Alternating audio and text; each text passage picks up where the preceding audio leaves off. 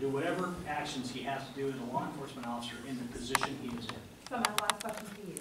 So based on your current statement, then wouldn't exonerated have been a better, or, so I would think that the finding, not the same, I don't see how you define not the same if you're saying, well, I'm not sure what happened. I don't think it would be not the same.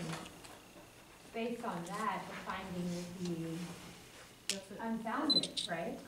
No, But, Well, evidence is insufficient. If it go one way or another, then it's not the same. and the reason why if you can't tell if he didn't direct the camera, so that, okay. Camera. okay. Thank you. Mr. Rivera. Yeah, sorry.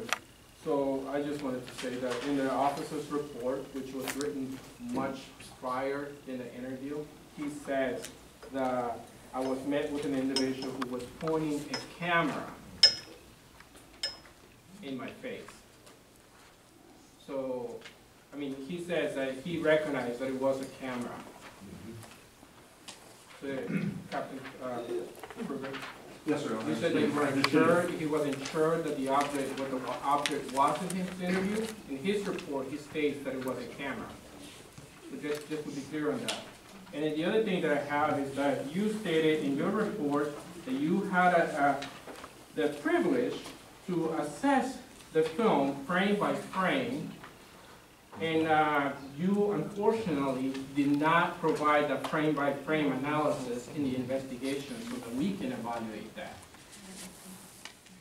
No, the frame by frame that you were allowed by your forensic assessment, Yes, you did not provide that to us. it's right here. So I mean, that's something that you did not provide to us through the process of us evaluating the case investigation. Do you see what I'm saying? Yeah, I see what you're saying. Yeah, So- but in regards to your question, maybe I could answer your question with the police report. Sure. Officer Grossman's police report was written in hindsight after he knew that it was a camera. But he wrote the police report before the interview. Do you agree with that? Yes. Okay. And then the other thing is that as you know, the fact that people are entitled to report, I mean, they have this right to film the police. Now, do they have, and this is for you, Captain Burke. Thank you.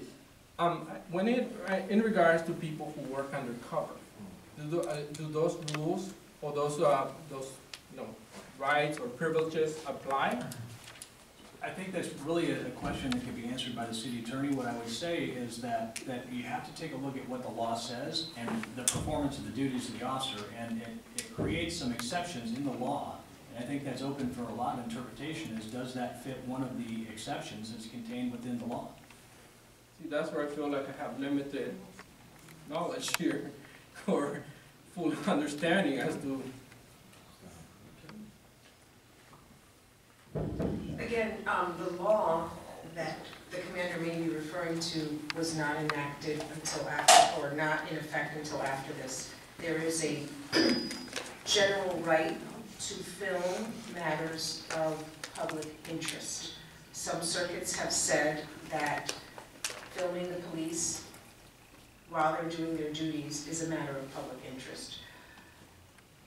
There are always what they call circumstances, or for every situation there's a specific circumstance. So in one circumstance it may be appropriate, in another circumstance it may not be. So you look at the totality of the circumstances, and no right is absolute. So you may have a right to film, but can you do it under any circumstance? No. There's going to be limits based on the totality of circumstances. So I can't give every single scenario because this circumstance is a specific circumstance. But I think we've established there is a right to film the police, but all rights come with limitations based on the circumstances. And Mr. Rivera, if I could add to that, the policy that we have and through the city attorney is we don't release pictures of officers from the police bureau who are assigned to undercover assignments. However, if those officers, my direction to my folks are, if those officers are in a public place and they are being filmed, they're being filmed. They're not allowed to stop that. Now, we may manage our operations in such a way that the public is kept back at a distance where they can't see our officers, if that's what we wish to do. But we're not going to prevent anyone who happens to be there taking pictures from taking pictures of our officers, because again, it's clear to me that that's legitimate. And then you said that the officers are not allowed to stop. You told me, so as it applies to this, I'm concerned because it seems to me that the officer with the pushing, or they, whether you agree or disagree with that he was driving the camera. I mean, the intention of that was to stop the filming. Yes, but the question is it reasonable behavior under this specific fact scenario? And when I look at a fact scenario that lasts about 9 to 10 seconds, it's my determination, it's my belief that the officer behaved reasonably, not knowing exactly what was going on until he had a chance to think about it. And then, once he understood what was going on, he took his hand down and he left the scene. That's the question of being reasonable, and that's the question of where reasonableness fits into the directive. And again, I can't be clear enough. If the officer had taken one step in another direction to interfere, to actually take the camera, to have some sort of confrontation with the complainant, I absolutely agree that it's a policy violation and it would be sustained. Under this limited fact scenario of seconds, I do not believe it's sustained.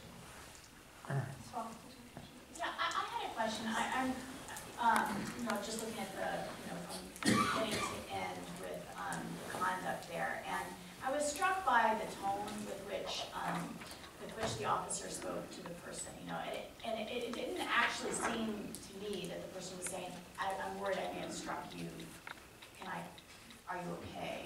And it didn't seem to me, and also when he recognized the person and then drove off, there seemed to be a tone to me that was not unreasonable, but perhaps not as diplomatic or as professional as as we might want to see. So I was curious in your assessment of conduct how much the verbal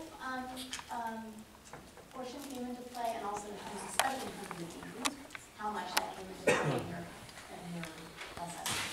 In my view, I didn't see any issue with the verbal interaction. I mean, certainly you could stand and have a longer conversation or what have you, but you chose not to, and you left the scene. In fact, if I recall correctly from the videos, he actually, chuckled or laughed. I know you, et cetera, and got back in the vehicle and laughed. I didn't see anything